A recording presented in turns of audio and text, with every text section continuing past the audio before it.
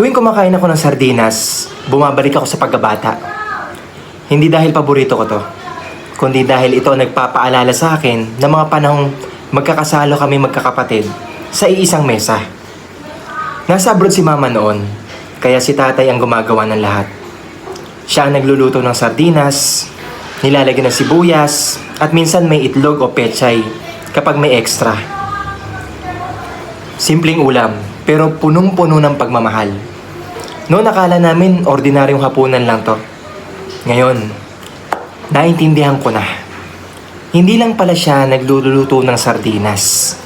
Pinupuno niya rin ang kakulangan, tinatakpan ng pangungulilan namin kay mama. At ginagawa ang lahat para maramdaman namin na buo pa rin ang pamilya. Minsan, ang isang simpleng lata ng sardinas ay may kasamang mga alaalang hindi kayang tumbasan ng kahit ganong kamahal na pagkain.